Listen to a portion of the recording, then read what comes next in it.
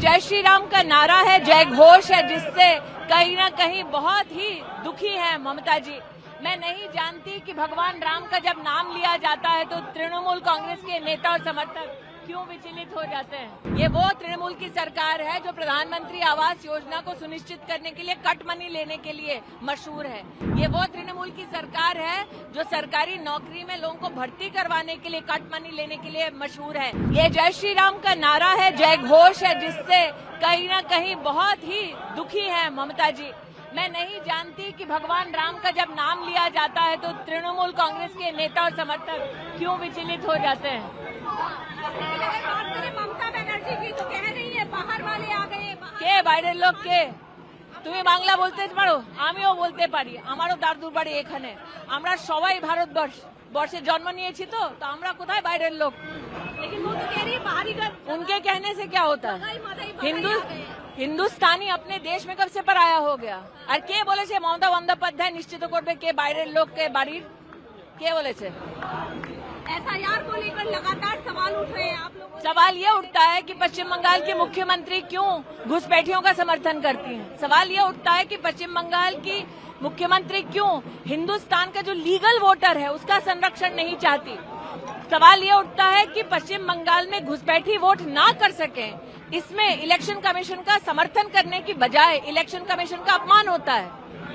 लेकिन अगर बात करें महिलाओं की सुरक्षा की, संदेश खाली की जो घटना हुई उसके बाद यहाँ पर जो आर्टिकल की विक्टिम जो है, आज उनकी मदर भी आज उनके नॉमिनेशन में भी आप गई हुई थी, उनके ऊपर अटैक हुआ, जिस तरीके की परिस्थितियाँ हैं। मतलब एक माँ की बेटी की तृणमूल के गुंडों के संरक्षण में रेप होता है, एक माँ की बेटी की हत्या होती है। जब वो माँ अपने लोकतांत्रिक अधिकार का निर्वहन करके चुनाव में अपना नॉमिनेशन दाखिल करती है तो उसी माँ को अपमानित भी किया जाता है सरेआम। ये कहाँ का न्याय है तृणमूल कांग्रेस का? आपको लग रहा है महिलाओं को न्याय मिलेगा? क्योंकि लगातार भारतीय जनता पार्टी वो न्याय सुनिश्चित करेगी, जैसे कि आज प्रधानमंत्री मोदी ने बंगाल में कहा है, सबका विकास, सबका साथ, लेकिन सबका हिसाब भी। लेकिन एक बहुत महत्वपूर्ण सवाल है, जिस तरीके से लक्ष्मी भंडार, कन्याश्री और तमाम योजनाएं दी जा रही है महिलाओं को, बेटियों को, यहाँ पर ममता बनर्जी के द्वारा और प्रधानमंत्री की कई स्कीमों से मुख्यमंत्री ममता बंदोपाध्याय अपनी कई स्कीमें चला रही हैं। उन्होंने प्रधानमंत्री का नाम हटाकर अपना नाम लगाया है।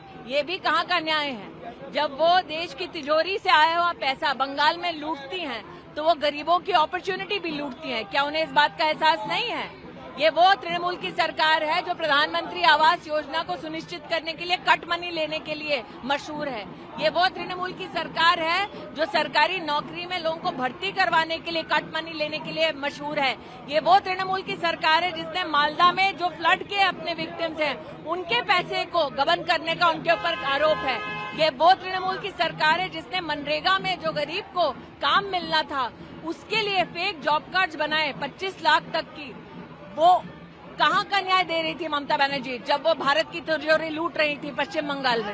अभिषेक बनर्जी कह रहे हैं कि पाकिस्तान के डिफेंस मिनिस्टर कह रहे हैं बंगाल को उड़ा देंगे। बंगाल अभिषेक बनर्जी की पार्टी ने सीने वाले प्रधानमंत्री, डिफेंस मिनिस्टर और अमित शाह, देखिए तृणमूल कांग्रेस ने उस विपक्षी दल का, उस समूह का समर्थन किया जिसने भारत की फौज से भारत के संसद में प्रमाण मांगा उनके शौर्य का। उनके मुख से ये बातें शोभा नहीं देती हैं।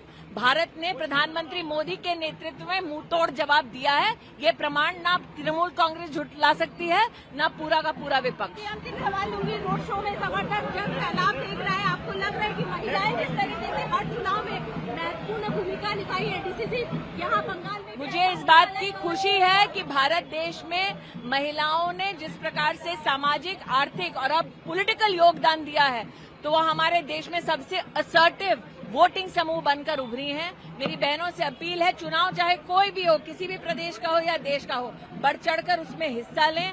अब तो प्रधानमंत्री मोदी भी चाहते हैं कि जल्द से जल्द 33% आरक्षण हम बहनों के लिए हकीकत बन जाए तो बढ़ चढ़कर न सिर्फ वोट करें बल्कि जब 33% आरक्षण पूर्णतः लागू हो जाएगा तो पॉलिटिकल कैंडिडेट्स भी बने। तो आप लोग पर दोष लगाए कि चुनाव को देखते हुए ऐसे समय आप लोग पहले दोष लगा रहे थे कि इम्प्लीमेंट नहीं कर रहे, अब दोष लगा रहे हैं कि इम्प्लीमेंट कर रहे हैं। चित भी मेरी पट भी मेरी पॉलिटिक्स विपक्ष की चलेगी नहीं।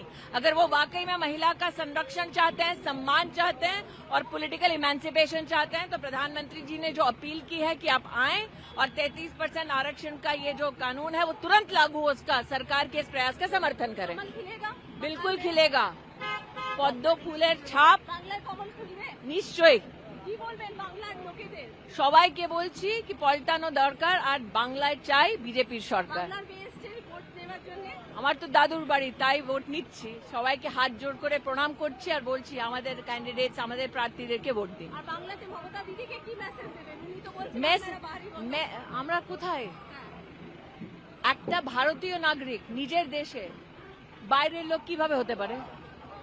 উনি ইলিগাল ইমিগ্রেন্টস এর উপরে এত উনি নিজের কনসেন্ট্রেশনটা করছেন কি যে লিগাল ইন্ডিয়ানস ওদের উপরে অপমান করে মমতা বন্দ্যোপাধ্যায় কোনো পলিটিক্যাল একটা বিরাট একটা বিক্রি করতে পারবেন না।